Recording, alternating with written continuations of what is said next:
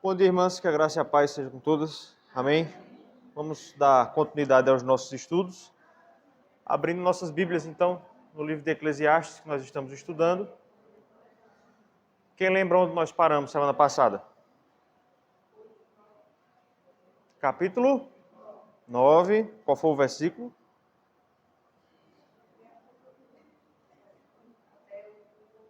Isso. Semana passada nós olhamos o capítulo 9, versos de 1 a 10. Então hoje nós vamos terminar o capítulo 9. Capítulo 9, versículos de 11 a 18. Eclesiastes capítulo 9, versículos de 11 a 18.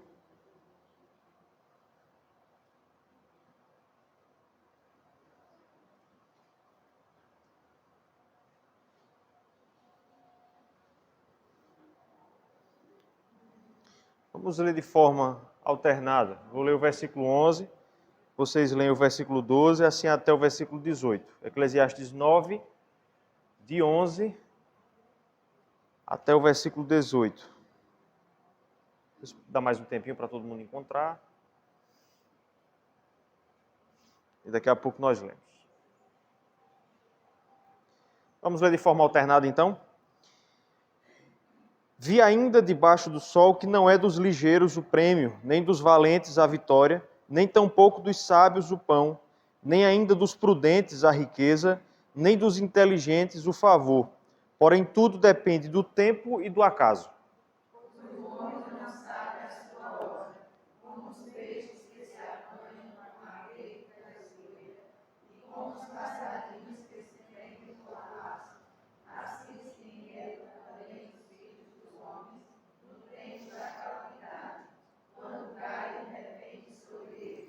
Também vi este exemplo de sabedoria debaixo do sol, que foi para mim grande.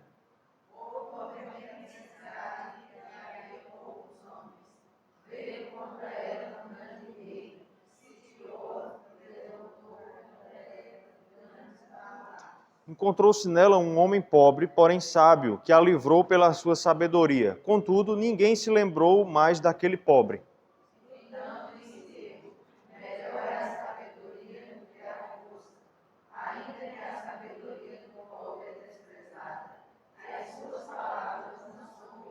As palavras dos sábios, ouvidas em silêncio, valem mais do que os gritos de quem governa entre tolos.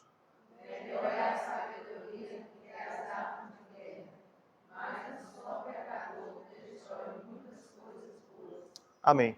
Essa é a palavra do Senhor para a nossa vida nessa manhã. Vamos fazer uma oração. Vou convidar a nossa irmã Adelma. Posso estar fazendo uma oração de intercessão pela lição dessa manhã.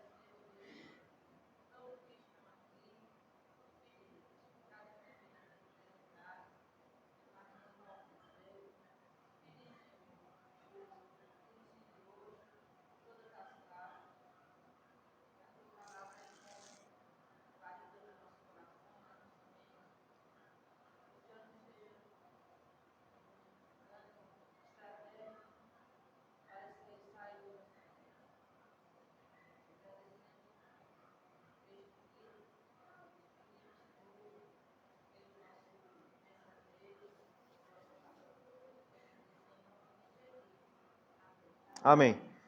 Mas semana passada nós iniciamos a exposição do capítulo 9, então vou fazer uma breve recapitulação daquilo que foi trabalhado na semana passada para nós, então, entrarmos aí com um contexto devidamente em mente no texto que nós acabamos de ler. No capítulo 9, nós dissemos semana passada que Salomão trabalha a relação entre a vaidade e o futuro. Nós já estamos na última parte do livro de Eclesiastes, que se iniciou no capítulo 8, verso 10, quando Salomão vai começar a nos dar as chaves para nós vivermos, para nós destrancarmos essas portas que foram trancadas pela vaidade e aprendermos a viver nesse mundo vaidoso. E na semana passada nós vimos a relação, então, entre a nossa vida e o futuro, a expectativa que nós temos sobre o futuro. Nós dissemos na semana passada que, geralmente, o futuro causa em nós duas reações: medo e curiosidade.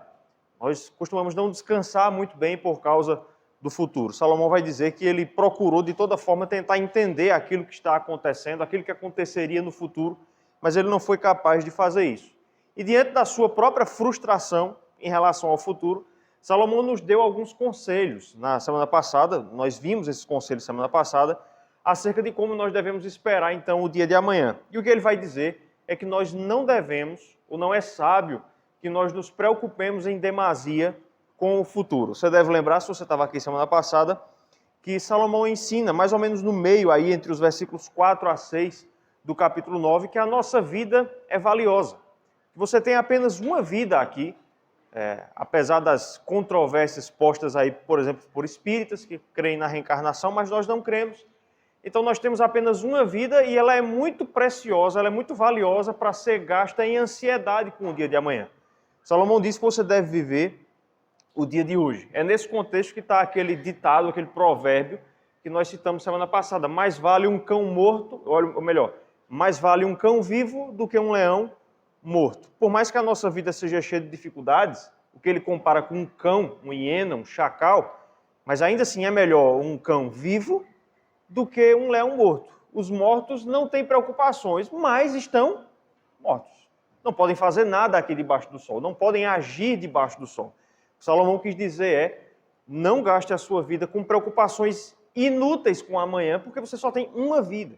E você é chamado a fazer essa vida valer a pena. Isso é uma coisa que o mundo usa de maneira muito errada, mas que é verdade. Deus chama a todos nós para fazermos coisas relevantes nesse mundo.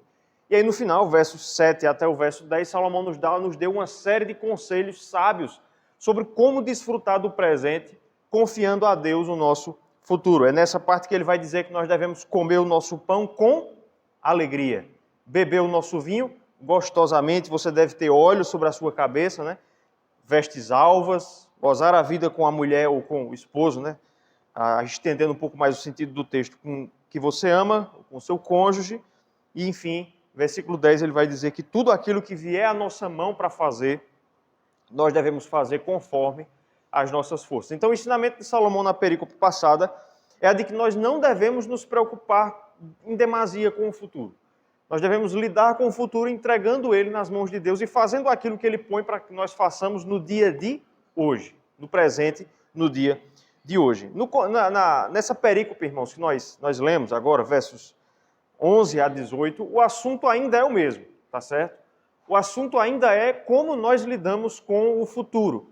E Salomão vai continuar a dizer a mesma coisa. Ele vai tentar ainda nos convencer de que nós não devemos nos preocupar de uma maneira inútil, de uma maneira ansiosa com o futuro. Nós dissemos semana passada que, em algum sentido, sim, a Bíblia nos ensina a nos preocuparmos com o futuro.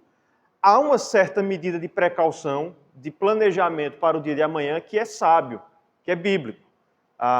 Mas o problema é que nós facilmente, eu diria que quase sempre, nós nos preocupamos de uma maneira pecaminosa. Nós transformamos essa preocupação sábia em ansiedade inútil com o dia de amanhã. Ele vai continuar a dizer que é tolice, é estultice fazer isso. Só que agora ele vai colocar diante de nós, para a nossa consideração, um aspecto diferente desse mesmo assunto, para ainda tentar nos convencer nesse ponto. O que o pregador Coelê, né, o Eclesiastes, vai nos dizer é que nós não devemos nos preocupar com o dia de amanhã, porque Deus faz com que coisas surpreendentes, coisas inesperadas aconteçam debaixo do sol. O argumento que Salomão vai nos dar aqui é que nós não devemos querer planejar em excesso o futuro, porque Deus coloca coisas nesse futuro que a gente nunca espera. Coisas inesperadas. E você deve entregar o futuro, então, nas mãos do Senhor. Eu dividi, então, a perícope em 3 partes. Eu costumo sempre fazer isso, dividir em 3, 4 partes, para facilitar a nossa memorização. A primeira parte são os versículos 11 e 12, quando Salomão vai dizer que os planos dos homens são vaidade. Ele vai dizer que um plano bem executado, ou melhor, um plano bem feito, uma estratégia bem planejada não é garantia de sucesso. Depois, versículos 13 a 16, Salomão vai contar uma parábola que ilustra essa verdade que ele ensina, então, nos primeiros 2 versículos. E, por último, versos 17 e 18, nós temos 2 provérbios. Nós já vimos algumas vezes que Salomão costuma usar essa técnica literária dos provérbios. Ele já disse vários provérbios no livro de Eclesiastes, aqui ele vai dizer mais 2 que ensinam, ou que encerram, então, todo esse ensinamento do capítulo 9. Até aqui, está claro, irmãs? O assunto da semana passada e qual é o assunto dessa semana? Deu para entender? Então vamos olhar primeiro então para os 2 primeiros versículos, quando Salomão nos fala da vaidade dos planos humanos. Vamos ler todos juntos? Todos nós juntos esses 2 versículos? Vamos lá? Vi ainda debaixo do sol, que não é dos ligeiros o prêmio,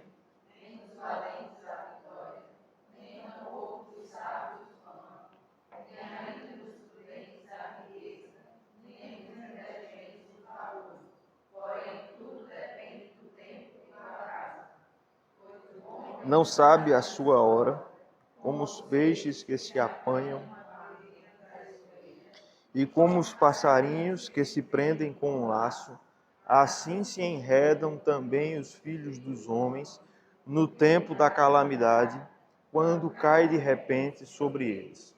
Ok, esses são os 2 primeiros versículos. Aqui, Salomão nos ensina que nossos planos, por melhor que sejam feitos, eles são frustrados. Perceba que o versículo 11 traz aí uma série de capacitações que o homem tenta conseguir para si. O ensino do versículo 11, em resumo, Salomão vai dizer aqui que por mais capacitado que o homem seja, em diversas áreas onde ele vai citar aqui, isso não é garantia de sucesso nos nossos empreendimentos.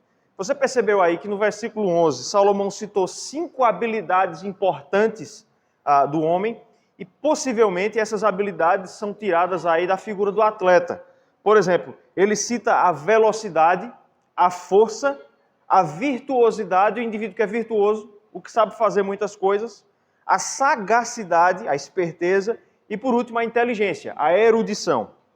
Mas ele vai dizer que nem sempre a vitória é dessas pessoas muito capacitadas. Veja de novo o versículo 11. Vi ainda debaixo do sol que não é dos ligeiros o prêmio. Nem sempre o mais veloz ganha a corrida. A gente lembra daquela história da lebre e da tartaruga, né? Você ouviu ou contou para o seu filho. Quem ganhou a corrida no final? A tartaruga. Nem é dos valentes a vitória. Nem sempre o mais forte vence a luta. Nem tampouco dos sábios o pão. Nem sempre o mais inteligente vai conseguir ter um emprego melhor. Nem sempre ele vai ter a melhor renda. A gente conhece muitas pessoas que não têm grande escolaridade, mas vencem na vida financeiramente. Nem é dos prudentes necessariamente a riqueza, nem dos inteligentes o favor, porém tudo depende do tempo e do acaso. Percebeu o que Salomão está dizendo? Nem sempre o mais qualificado vence naquilo que a sua própria qualificação indicava que ele venceria. E, irmãs, a própria Escritura está cheia de exemplos assim. Eu coletei num comentário alguns exemplos tirados do próprio relato de Salomão aqui. Por exemplo, 2 Samuel capítulo 2, versos 18 a 23, nos conta quando Asaf foi morto pela lança de Abner. E o texto lá vai dizer que Asaf era veloz como uma gazela, ele era muito rápido. Provavelmente é uma referência ao cavalo dele, né? Não a ele especificamente. Mas o fato é que o mais veloz acabou sendo pego pela lança de Abner. Sobre a força, o texto vai dizer que nem sempre é do valente a vitória. A gente pode lembrar de 2 exemplos bíblicos. Por exemplo, Davi e Golias. Né? Golias tinha 3 metros de altura. Quem venceu a batalha? Surpreendentemente, Davi. Tanto é que a batalha dos dois virou um adágio para todo tipo de confronto em que há um grande favorito.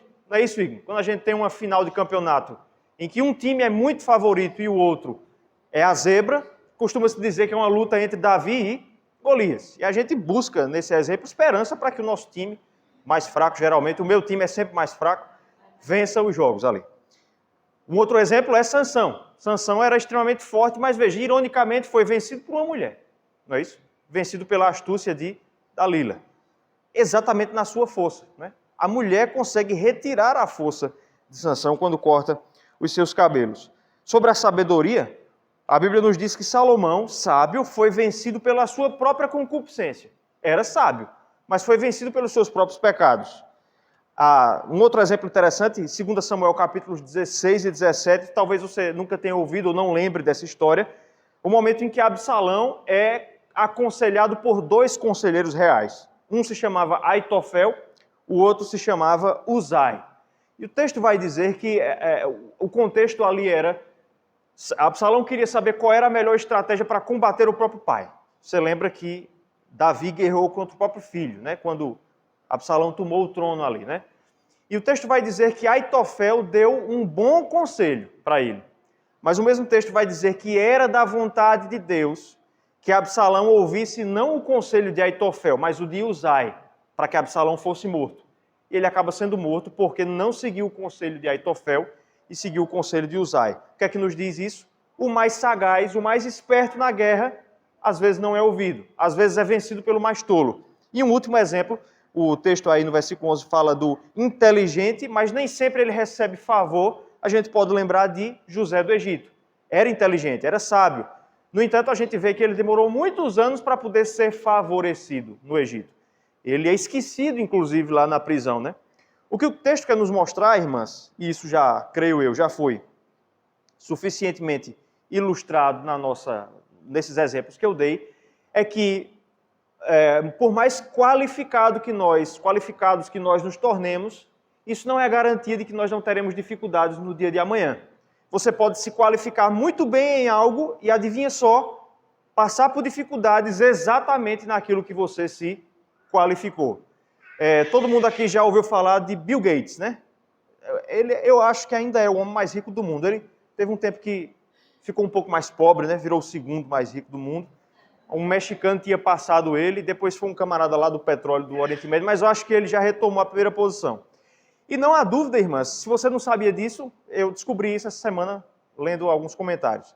Aquele homem é muito inteligente, ele é o dono da empresa Microsoft, né?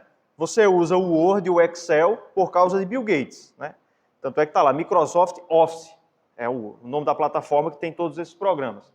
O homem é muito inteligente, mas o que poucas pessoas sabem é que Bill Gates foi muito favorecido pela sorte. Pela sorte. Ele tem muita competência, mas ele cresceu em um local nos Estados Unidos, ele nasceu ali nos anos 60, e ele estudava numa escola que tinha, nos anos 70, um computador. Você sabe muito bem que computadores só seriam popularizados décadas depois. Você veja, foi favorecido pelo acaso, não foi? O indivíduo, quando ninguém mais sabia o que era um computador, começou a aprender o que era, depois se tornou mestre aí nessa questão de informática e criou uma empresa voltada para isso. O que o texto nos mostra é, simples qualificação não é garantia, não. Há muitos outros elementos que estão envolvidos nisso aí. Irmãs, uma breve aplicação antes da gente continuar aqui. Esse versículo 11 já nos mostra como a nossa cultura a nossa cultura está transviada em nos ensinar um hiperplanejamento da vida. Às vezes eu fico observando alguns comerciais de televisão, eu acho que sou uma das poucas pessoas que gosta de comercial, mas é porque eu fico prestando atenção em algumas coisas. E tem uma empresa de ensino de inglês para crianças, você já deve ter visto um comercial chamado Open English.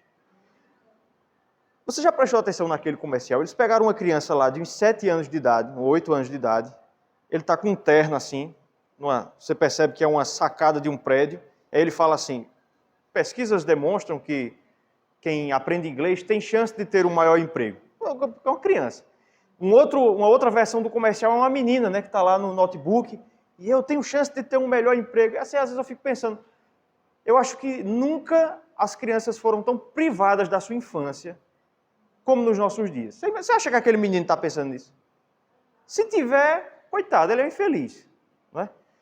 E nós vivemos nessa cultura, irmãs, de hiperplanejamento, que você precisa colocar seu filho em 10 mil cursos, ele precisa até os 10 anos de idade falar inglês, saber mexer no computador, fazer judô, aprender mandarim. Hoje em dia o pessoal está fazendo isso. A próxima potência do mundo vai ser a China, então a turma está querendo botar as crianças para aprender mandarim, aquele idioma lá da China. O texto nos mostra aqui, irmãs, que por mais que não seja errado fazer essas coisas, hiperplanejamento não resolve nada.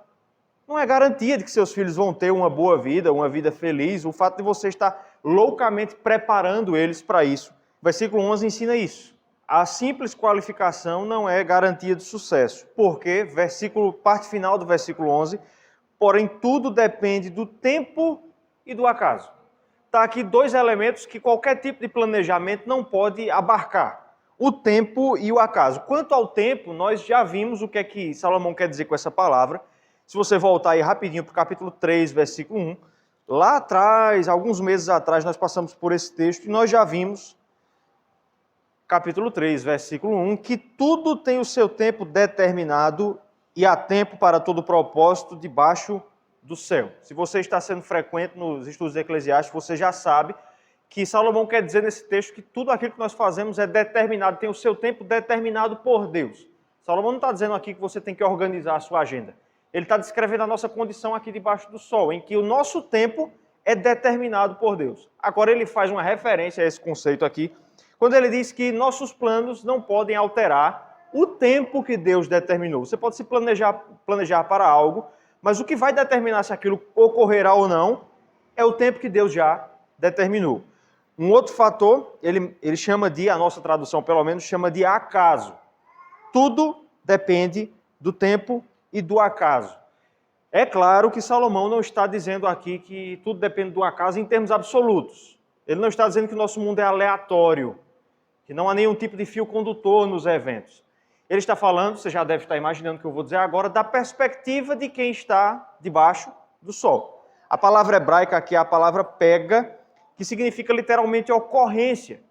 O que o texto está dizendo é que por mais que você se planeje, sempre haverá alguma ocorrência no plano que você não previu. Tem coisa mais corriqueira do que isso? Você se planeja direitinho para sair para uma viagem e tal, arrumou tudo direitinho, mas na hora de sair, deu diarreia no menino. O menino gofou, o menino passou mal, o pneu furou, não é? O controle do carro sumiu. Acontece a ocorrência, você planeja direitinho. É muito frustrante quando isso acontece. Quando você faz um plano e ocorre uma coisa. Você esqueceu de uma coisa. Eu passo por isso toda semana. Você se planeja para algo e você esquece de levar uma coisa. Aí você tem que voltar e você perde aquele tempo. Salomão está dizendo que nossos planos não são garantidos que nós vamos conseguir sucesso neles, porque sempre haverá o tempo e o acaso que interferem nessas coisas. Se a gente quer fixar esse princípio, abra sua Bíblia rapidinho aí em Provérbios capítulo 21, versículo 30. Provérbios capítulo 21, versículo 30.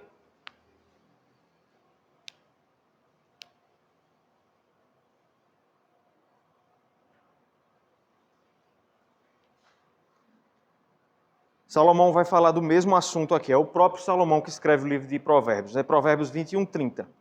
Veja o que ele diz. Não há sabedoria alguma, nem discernimento algum, nem plano algum que possa opor-se ao Senhor.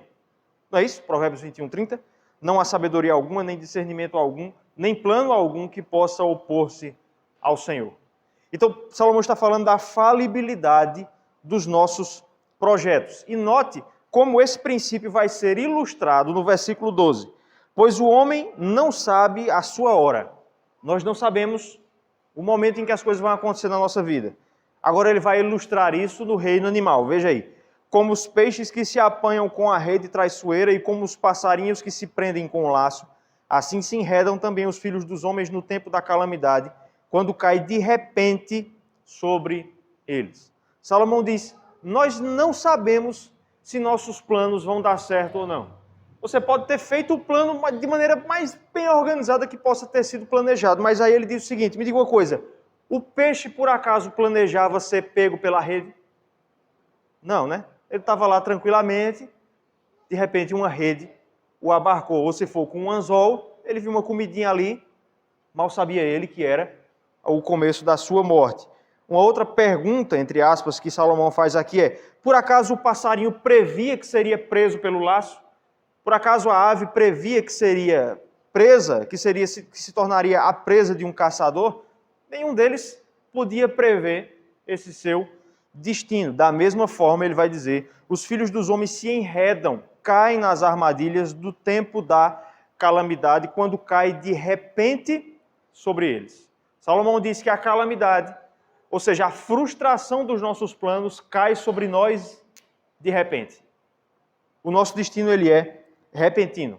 Um comentarista chamado Derek Kidner diz assim, abre aspas, comentarista do livro de Eclesiastes: a providência opera em segredo, e na perspectiva do homem a vida é feita principalmente rumo ao desconhecido e de acontecimentos que surgem do nada, que podem mudar totalmente o padrão da nossa existência num dado momento.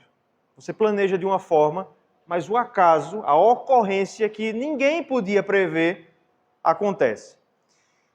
Tem aplicação mais atual do que a pandemia, para nós, desse princípio aqui? Quem de nós aqui no final de 2019 previa que alguma dessas coisas aconteceria? E vejam que o que Derek Kidner diz aqui se aplica exatamente ao que nós temos passado de 2 anos para cá. Acontecimentos surgem do nada que podem mudar totalmente o padrão da nossa existência num dado momento. Pare para pensar aí quanto o nosso comportamento ou comportamento social mudou em tão pouco tempo. Andar, eu não sei se vocês param para prestar muita atenção nisso, mas andar pela rua, irmãos, é como que andar num mundo diferente. As vestimentas do povo mudaram. Hoje, a vestimenta que você mais vê é o quê? A máscara. Ninguém tinha isso há 2 anos atrás. As pessoas usam álcool gel, distanciamento social. Vejam, ninguém esperava nenhuma dessas coisas. Ninguém de nós, ao fim de 2019, podia prever que 2020, 2021, tantas coisas mudariam. Esses dias eu estava vendo uma mensagem aí de um pastor presbiteriano da nossa região, não é daqui de São Bento. Ele trouxe um estudo falando sobre a igreja do pós-pandemia. E aí, dentre muitas coisas que ele falou, algo me chamou a atenção. Ele disse: eu sempre soube que a igreja que viria depois da pandemia não seria a mesma que iniciou. Ele diz isso: eu sempre soube que a igreja do pós-pandemia não seria a mesma do pré-pandemia. E aí tem outras questões que a gente poderia entrar aqui, irmãos, mas é assustador pensar nisso. Você pensar que algo pode ocorrer na sua vida que vai mudar totalmente a forma como você vivia anteriormente. Mas o que o texto está nos mostrando é exatamente isso, irmãos. É que nós não podemos nos preocupar em demasia, nem devemos nos preocupar exageradamente com o futuro, porque eventos absolutamente inesperados podem acontecer. Eu nunca vou esquecer aqui do mês de março de 2020, aqui na igreja. Num domingo nós comemoramos o aniversário da igreja. Foi o pastor Hugo, né? A igreja estava lotada. Entre um domingo e outro, a coisa explodiu no Brasil. No domingo seguinte de manhã nós estávamos anunciando aqui que a igreja ia fechar. E ficou fechado 4 meses. Há casos, ocorrências que a gente absolutamente não prevê, ocorrem. E é exatamente por isso, irmãs, que nós não devemos viver preocupados em demasia com o futuro. O problema é que nós queremos planejar tudo muito bem planejado. Nós temos essa vontade de que as coisas ocorram exatamente da forma como nós planejamos. Se você parar para pensar, isso é um certo aspecto da nossa idolatria. Você quer que as coisas ocorram da forma como você planeja. Não, mas era para ter acontecido assim, eu planejei, eu me preparei para ser assim. Mas o ponto é que Deus coloca tempos e acasos que frustram os nossos planos. Não é bom quando isso acontece, mas o fato é que as coisas acontecem assim. Todos nós aqui devemos ter exemplos. Você planejou alguma coisa e deu errado. E saiu totalmente diferente do que você planejou. Ficou claro o primeiro ponto, então? Versos 11 e 12. Nossos planos são vaidade, eles são falhos e eles não necessariamente se cumprem, por mais bem feito que tenha sido o nosso planejamento. Até aqui, então, irmãs, Salomão abordou esse tema do surpreendente que ocorre debaixo do sol sob uma perspectiva negativa. Versos 11 e 12 nos mostraram isso sob uma perspectiva negativa. Nossos planos ocorrem de maneira distinta daquilo que nós prevíamos. Agora, a partir de agora, Salomão vai abordar esse mesmo princípio de uma perspectiva positiva. Eu já falei antes que nós estamos na parte final e agora Salomão quer nos dar esperança nesse livro. E ele vai fazer isso entre os versículos 13 a 18. Nos versos 11 e 12, ele nos disse que coisas surpreendentes acontecem no mundo para frustrar os nossos planos. Agora, nos versos 13 a 18, Salomão vai nos dizer que coisas surpreendentes acontecem no mundo para nos salvar. Para salvar a nossa vida. Para nos trazer livramento. Veja, se é verdade para o mal, Se Deus coloca eventos que nós não prevíamos para derrotar os nossos planos, é verdade para o bem. Deus coloca coisas que nós não prevíamos para nos dar sustento e livramento. E essa é mais uma razão pela qual você não precisa se preocupar com o futuro, porque Deus suscita sustento de onde nós não imaginamos. Bom, essa parte eu dividi em duas partes. Versos 13 a 16, uma parábola que Salomão conta. Versos 17 e 18, dois provérbios de aplicação dessa parábola. Versos 13 a 16, então, Salomão vai contar a seguinte parábola. Eu vou ler aqui versículos 13 a 16. Também vi este exemplo de sabedoria debaixo do sol, que foi para mim grande. Houve uma pequena cidade em que havia poucos homens. Veio contra ela um grande rei, sitiou-a e levantou contra ela grandes baluartes. Encontrou-se nela um homem pobre, porém sábio, que a livrou pela sua sabedoria. Contudo, ninguém se lembrou mais daquele pobre. Então disse eu, melhor é a sabedoria do que a força, ainda que a sabedoria do pobre é desprezada, e as suas palavras não são ouvidas. Deu para entender como é a história aqui, né? Salomão conta uma história, uma parábola, provavelmente, de uma cidade que foi sitiada por um grande exército de um grande rei, e esse grande rei levantou baluartes, levantou torres contra aquela cidade. Veja, a situação que Salomão está descrevendo aqui. Uma pequena cidade com poucos homens, sitiada por um grande exército com muitos homens. Qual é a perspectiva do ponto de vista humano? Aquela cidade vai ser destruída. Não há outro resultado possível dessa situação. A gente pode até lembrar aqui do cerco de Senaqueribe contra Jerusalém, né? É claro que Salomão não está pensando nesse evento porque o rei Ezequias e esse cerco ocorreu ocorreu bem depois. Mas é uma situação parecida.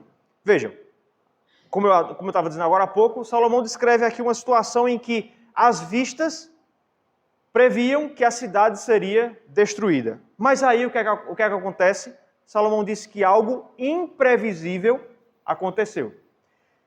Tente pensar nas pessoas daquela cidade. Eles devem ter pensado no seguinte: a gente não tem homens para se defender, não temos exército, não temos armas, não temos esperança. Mas o texto diz que havia um homem pobre, porém era sábio. E o texto vai dizer que, de alguma maneira, com a sua sabedoria, ele salvou aquela cidade. De onde é que Salomão tirou essa história? Os comentaristas, irmãs, supõem que ele pode ter tirado isso de muitas histórias antigas. Eu não vou nem citar aqui, mas há muitos contos e histórias, até verídicas, algumas delas, antigas, que ilustram essa verdade, de uma cidade pequena sendo salva pela sabedoria de um homem. Mas, para restringir os exemplos aos relatos bíblicos, Salomão pode estar pensando em dois relatos da Escritura. O primeiro deles, lá em Juízes, capítulo 9. Não precisa abrir, mas é um momento em que a cidade de Tebes, uma pequena cidade, a cidade de Tebes, foi salva das mãos de um homem chamado Abimeleque. Talvez você não lembre dessa história, porque o livro de Juízes tem uma série de histórias que a gente não costuma visitar muito, mas esse homem cercou a cidade de Abimeleque, e o texto vai dizer que a cidade de Abimeleque estava tão indefesa que as pessoas todas toda a população correu para uma torre que havia no centro da cidade e começaram a subir na torre. O exército de Abimeleque invadiu a cidade e começaram a subir na torre também. O que era que ia acontecer? Todo mundo ia ser morto. Aí vem o surpreendente. O texto diz que uma mulher, veja só, pegou uma pedra lá de cima, mirou assim, soltou. A pedra caiu na cabeça de Abimeleque e ele morreu. Aliás, ele não morre logo de cara. O texto diz que ele cai, viu que foi atingido por uma mulher, chega para um soldado seu e diz assim: me mate, para que não se diga por aí que eu morri pelas mãos de uma mulher. Aí o camarada vai lá e mata. Quando o exército vê isso, eles vão embora. Esse pode ser um primeiro exemplo no qual Salomão está pensando. Agora pense numa mira boa, né? Essa mulher, pá, cirúrgico, né? Ironia, né? Ficou registrado como morto por uma mulher. Esse pode ser um primeiro exemplo, mas o que mais se encaixa está em 2 Samuel, capítulo 20. Muito embora esse de Juízes também, Salomão pode ter pensado nele, de fato. Mas em 2 Samuel, capítulo 20, nós temos o relato da salvação, digamos assim, de uma cidade chamada Abel-Bet-Maaca. É o nome da cidade, Abel-Bet-Maaca. O contexto é o seguinte: Um homem chamado Seba, com S, Seba, liderou uma sedição, liderou uma revolta contra o rei Davi. Davi era o rei na época. Essa sedição não deu certo, e aí Joabe, que era um general de Davi, começou a perseguir Seba para matá-lo. Os revoltosos, os insurreinados, naquele tempo eram mortos, não é isso? Então Joabe começa a perseguir esse homem chamado Seba. Seba corre e vai se esconder aonde? Na cidade de Abel, Bet-Maaca. Joabe chega com seu exército e cerca a cidade. E o texto vai dizer que eles começaram a subir o muro, começaram a destruir o muro da cidade, que iriam pegar Seba. Mas veja, eles iam invadir a cidade, havia uma grande possibilidade de que junto com Seba fosse logo a cidade toda. O texto vai dizer que mais uma vez uma mulher, vejam só, uma mulher que também é chamada de sábia, o nome dela não é mencionado no texto, mas ela é chamada de mulher sábia. O texto diz que ela vai lá no muro e começa a negociar. Veja que coisa surpreendente. Isso era absolutamente incomum. Uma mulher negociasse com um general, certo? Mas ela começa a negociar.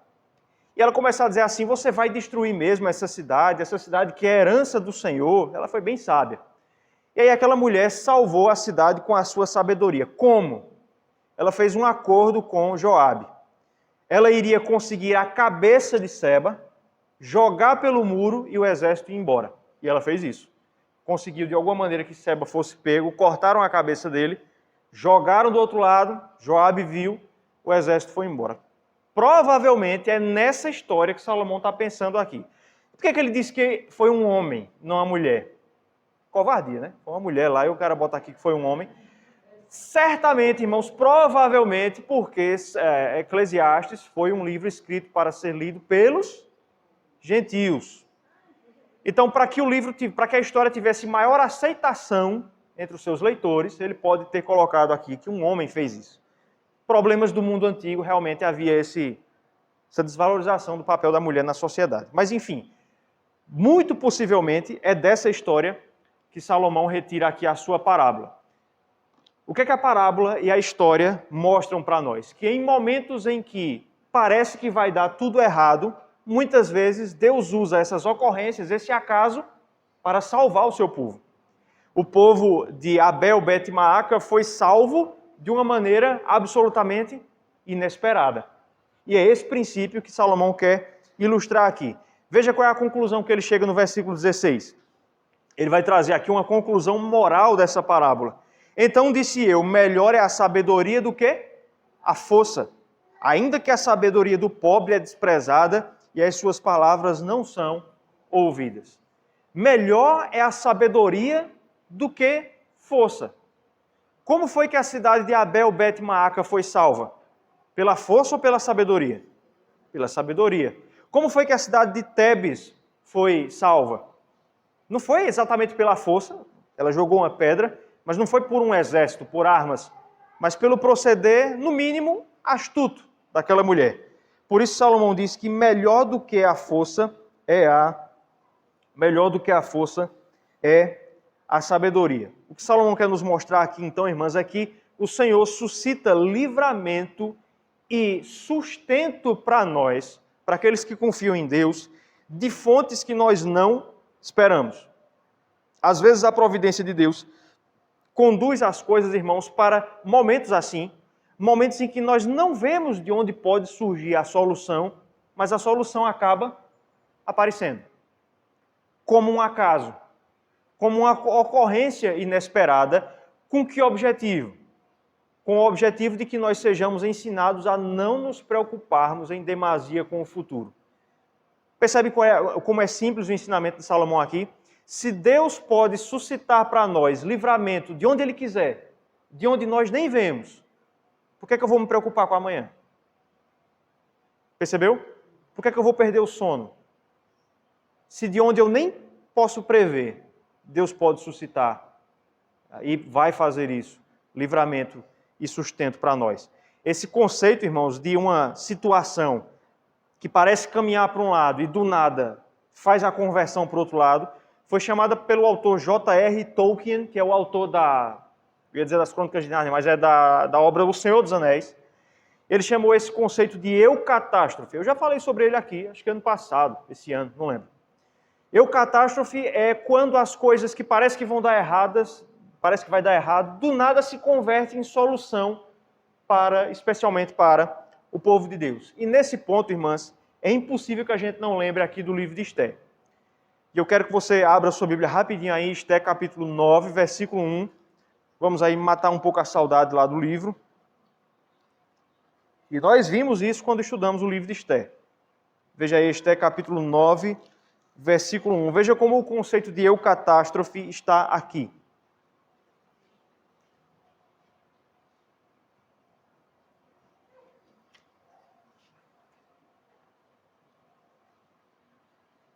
Esther 9, verso 1.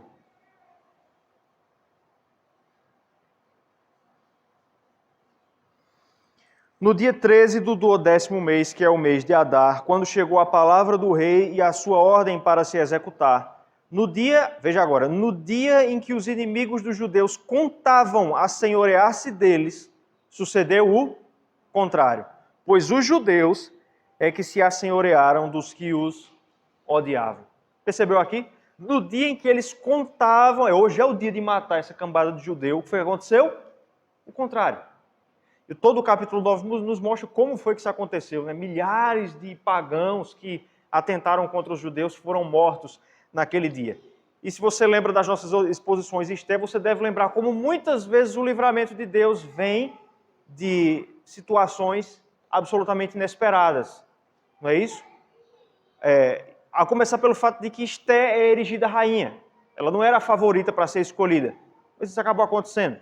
Ou no capítulo 2, quando Mordecai acaba descobrindo uma trama contra o rei Assuero, denuncia essa trama, e lá na frente isso vai ser importante quando Assuero exalta Mordecai ao invés de exaltar Amã. E todo o livro coloca essa série de momentos de eucatástrofe. Ou quando a gente trabalhou o livro de Ruth também. Ruth voltou junto com Noemi para a terra de Belém, sem nada, bolso furado. Aconteceu o texto vai dizer, por casualidade, capítulo 3, verso 1, acho que é isso, capítulo 2, verso 1, por casualidade, Ruth vai colher aonde? Nos campos de Boaz. Os campos de Boaz. Alguém ontem na confraternização ganhou o comentário de Ruth, do Emílio Garofalo Neto, nos livros, né, no Amigo Secreto. Quando eu vi, eu me lembrei, vai ser muito útil esse livro. Porque ele coloca de maneira bastante bela para nós o cuidado de Deus sobre a vida de Ruth e de Noemi. E no livro de Esté, nós também temos o cuidado de Deus agora sobre todo o seu povo. O que Salomão nos mostra aqui, então, voltando para Eclesiastes, é que nós não devemos nos preocupar em demasia com o futuro, porque Deus suscita livramento para nós e sustento de onde nós menos esperamos. E isso é uma coisa que nós podemos aplicar de maneira muito clara para as nossas vidas, né, irmãs? Quem de nós aqui nunca chegou numa situação em que você não viu de onde a solução poderia vir? O mês vai acabar e a conta não vai fechar, não. Mas antes que isso aconteça, algo acontece, não é isso? E a gente percebe que aquela ansiedade que precedeu esses momentos era inútil, era vã. O problema, irmãs, é que a gente sabe disso, agora praticar isso é que é o desafio. Praticar isso é que é o desafio. Né? Mas Salomão nos mostra isso. Você não precisa se preocupar em demasia, porque o teu Deus suscita livramento até através do homem pobre, do homem que ninguém ouve. Veja que o texto diz aí, eu esqueci de mencionar isso antes, versículo 15, contudo ninguém se lembrou daquele pobre. Os comentaristas divergem aqui se ele está falando se essa não recordação aconteceu depois do livramento ou antes. Alguns acreditam que foi antes. Se essa for a ideia, o texto está dizendo aqui, ninguém nem sabia que aquele pobre morava lá. Ninguém nem lembrou dele, que aquele pobre morava ali. Mais uma vez, é interessante como a gente se lembra do relato lá do cerco de Senaqueribe contra Jerusalém, não é? Houve fome, começaram a vender cabeça de jumento, não foi isso, para comer. Uma mulher chegou a pensar em matar o próprio filho para comer. Você lembra quem foi que descobriu que o exército de Senaqueribe tinha sido morto? Leprosos. Foram os leprosos que, morrendo de fome, foram lá para ver se encontrava alguma coisa, e foram eles que descobriram que o exército estava morto. Imagina a cena, eles voltam para Jerusalém com a notícia. O povo esperava ouvir uma boa notícia de quem? De Ezequias, que era o rei. Quem é que traz a boa notícia de livramento? Leprosos. Porque Deus faz assim, irmãs. Deus suscita livramento e sustento para nós, de onde nós não aguardamos. Por último, ficou claro até aqui? Por último, Salomão vai aplicar, então, esse ensinamento da parábola através de 2 provérbios, e com isso a gente já se encaminha para o final do nosso estudo.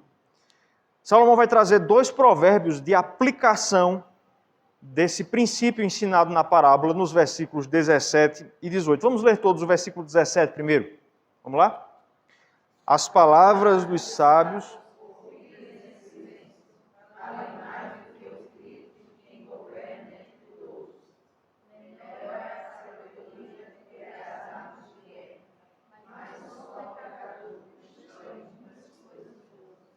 Muito bem, era só o 17, mas foi bom. No versículo 17, Salomão contrasta as palavras dos sábios com os gritos de quem governa entre tolos. A intenção aqui de Salomão é contrastar, colocar em contraste, por um lado, o silêncio da sabedoria com a verborragia, ou seja, os gritos, o falar alto, a canastrice do arrogante. Ele implicitamente aqui, ele contrasta essas duas pessoas, no sentido de dizer que o sábio é ouvido em silêncio, enquanto que o estulto é o que tenta se fazer ouvir através dos gritos. E essa é uma verdade, irmãs, autoverificável, não é isso? Se você quer encontrar alguém que não tem sabedoria, é a pessoa que tenta se fazer ouvir gritando. Você ouve o conselho de alguém que grita com você?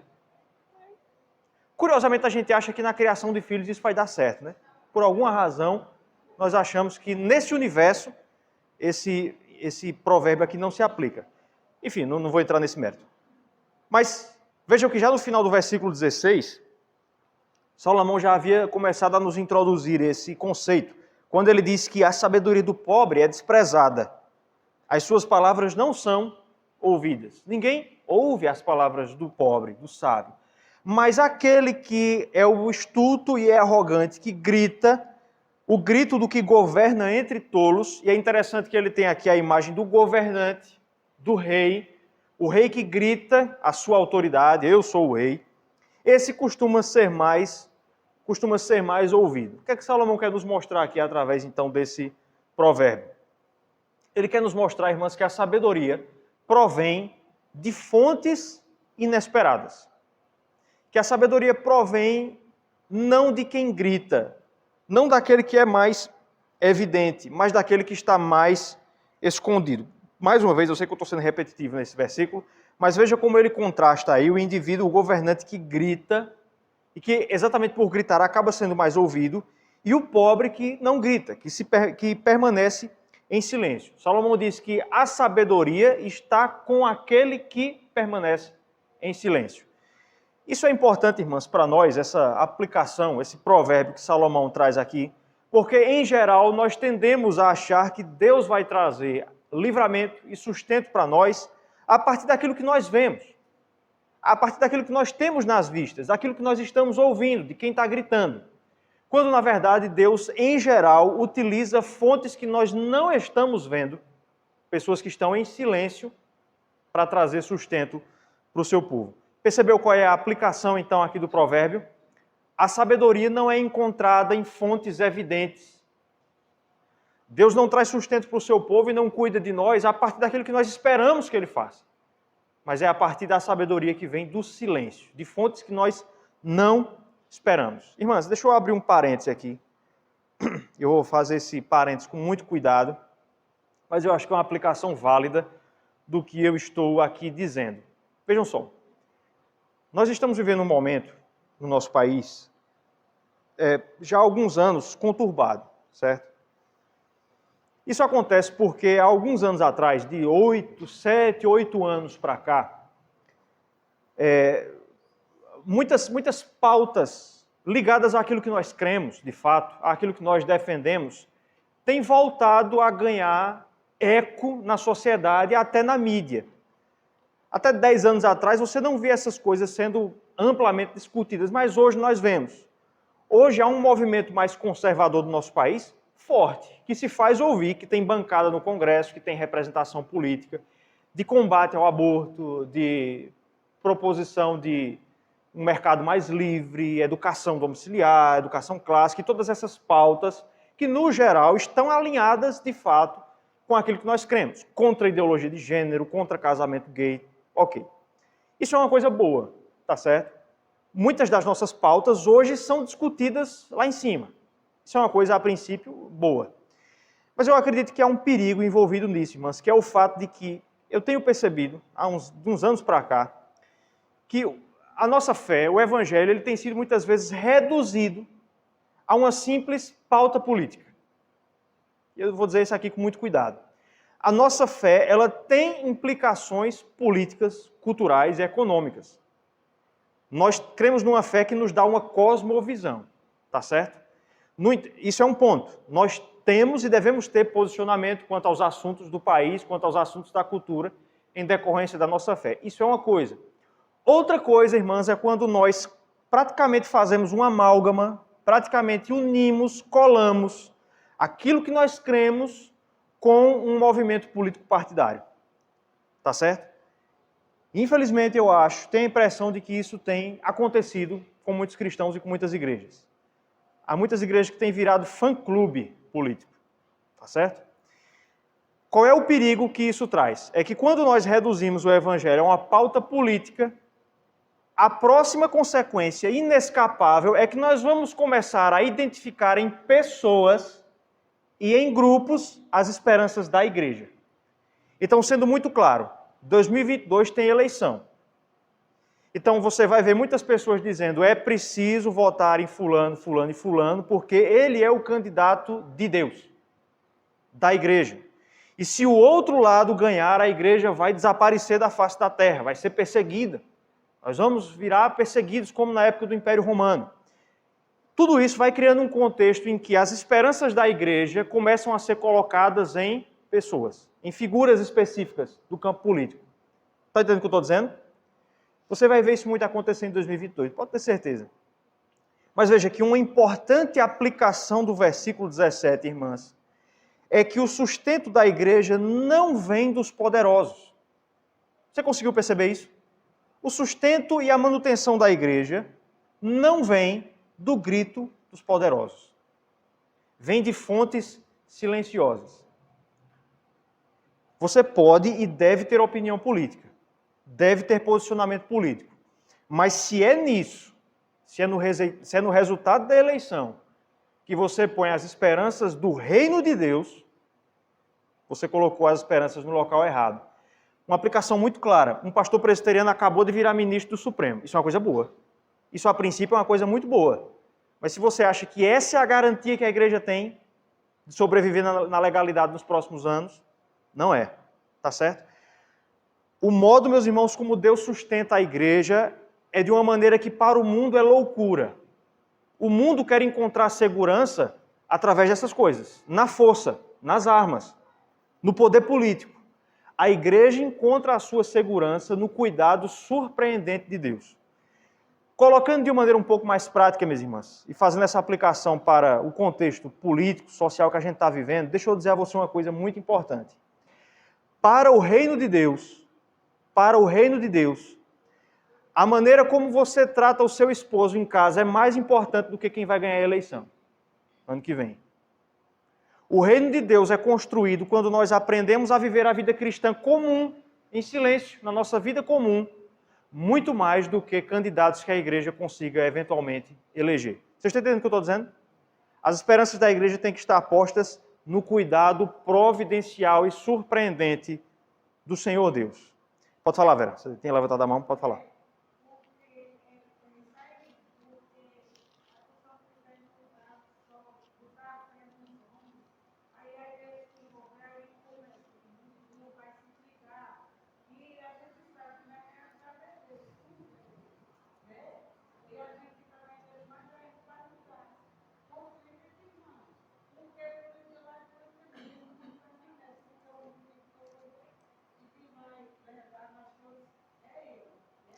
Exatamente.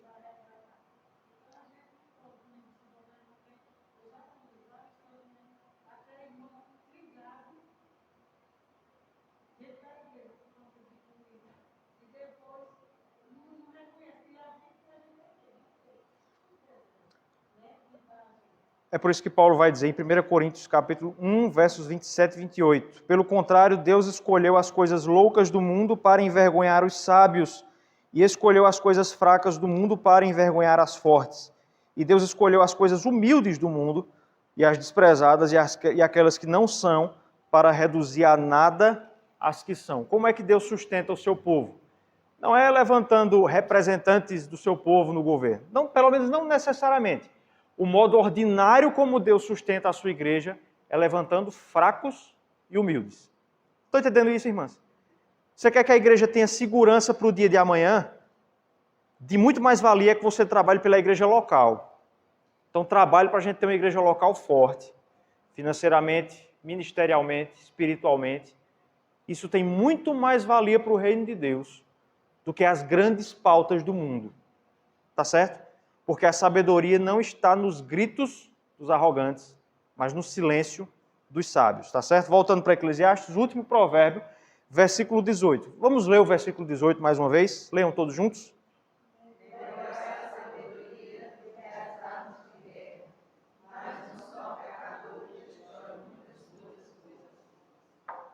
Muito bem. Mais uma vez, Salomão contrasta a sabedoria com as armas de guerra. Então ele diz que melhor é a sabedoria do que as armas de guerra. Mais uma vez, há uma menção aqui àquele caso lá de Abel Bet-Maaca, em que a cidade foi salva pela sabedoria e não pelas armas de guerra. Agora, Salomão está nos dando um conselho aqui quanto ao nosso futuro. Lembre-se que todo o tema do capítulo 9 é o relacionamento que nós temos com o dia de amanhã.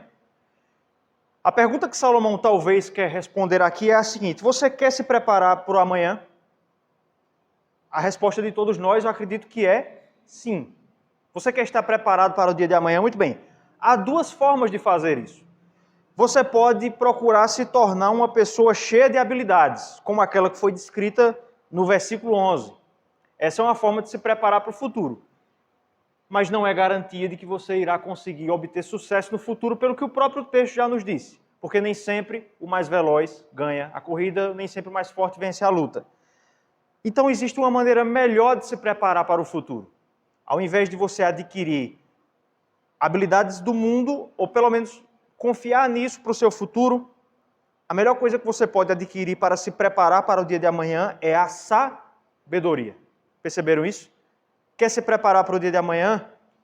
Melhor do que adquirir armas de guerra é você ter sabedoria. Sabedoria não pode ser perdida. A sabedoria permanece conosco. Você já deve ter percebido como várias vezes Salomão louva a sabedoria, não é isso? Capítulo 7, capítulo 6. Em vários capítulos ele louvou a sabedoria. Ela é melhor do que as armas de guerra. Você consegue fazer mais coisas tendo sabedoria do que tendo recursos. Você consegue fazer mais coisas tendo sabedoria vinda do alto do que todas as capacitações que o mundo tenta nos dar. E o versículo termina nos trazendo um alerta para aquele que não se preocupa em adquirir sabedoria nesse mundo. Mas um só pecador destrói muitas coisas boas. Talvez o autor tenha em mente aqui, se é algo que é suposto aí pelos comentaristas, talvez o autor tenha em mente aqui a figura do rei, do soberano, aquele que governa sobre um reino ou sobre uma cidade. O texto vai dizer que, ou pelo menos quer nos dizer, que por mais que ele tenha armas de guerra, mas se lhe faltar sabedoria, ele é capaz de destruir tudo aquilo que ele tem. E é claro que Salomão não estava pensando nesse caso, porque aconteceu depois dos dias dele, mas é impossível a gente não lembrar aqui de Roboão. Você lembra que Roboão foi o filho de Salomão, herdou o trono de Salomão. Nos dias de Salomão, o reino de Israel atingiu o seu apogeu, o seu ápice, em termos de riqueza, de território, enfim. Roboão herdou tudo isso. Herdou armas de guerra. Tinha controle sobre aquele Oriente Próximo inteiro. No entanto, lhe faltava sabedoria. Não é isso? Quando o pessoal de Israel pediu para ele aliviar no imposto, ele respondeu com falta de sabedoria. Ele disse que o lombo do pai dele ia ser o dedo mindinho dele. Ele ia arrochar ainda mais no imposto. O que foi que ele fez? O que foi que ele acabou causando com isso? A divisão do reino.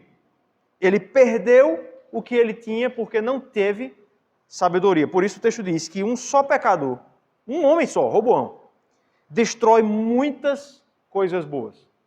Se você parar para pensar, Davi e Salomão gastaram décadas para construir o reino de Israel. Um homem só, porque não teve sabedoria, destruiu tudo isso. Veja que, a contrário senso, Salomão está nos dizendo que o que você precisa para o dia de amanhã é de sabedoria. Você pode adquirir conhecimento, riqueza, estabilidade, mas se você não tiver sabedoria, você pode destruir todas essas coisas, e aí você não tem nenhuma coisa e nem outra. Então esse último provérbio nos diz o valor da sabedoria. Irmãs, ficou claro aquilo que o texto trouxe hoje? Recordando as 3 partes, versos 11 e 12. Simples planejamento não é suficiente. Versos 13 a 16, Deus sustenta as nossas vidas de onde nós menos esperamos. Versos 17 e 18. O que nós precisamos para o futuro, então, é de sabedoria. Então, irmãs, é assim que nós lidamos com o futuro. Nós não nos preocupamos em demasia com ele, na certeza de que Deus providencia para nós de onde nós menos esperamos. O que nós pedimos a Deus é sabedoria. E o próprio Salomão fez isso, né? Deus ofereceu riquezas e outras coisas, ele pediu sabedoria. E com essa sabedoria que ele construiu as riquezas. Quero finalizar pedindo para você abrir a sua Bíblia em 1 Coríntios capítulo 1, versículo 30. E aí nós vamos ver aí o que é, ou quem é essa sabedoria que deve andar conosco até o final.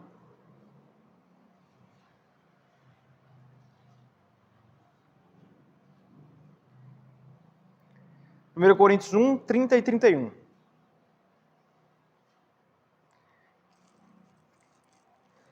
Paulo diz, mas vós sois dele, em Cristo Jesus, o qual se tornou da parte de Deus, o quê?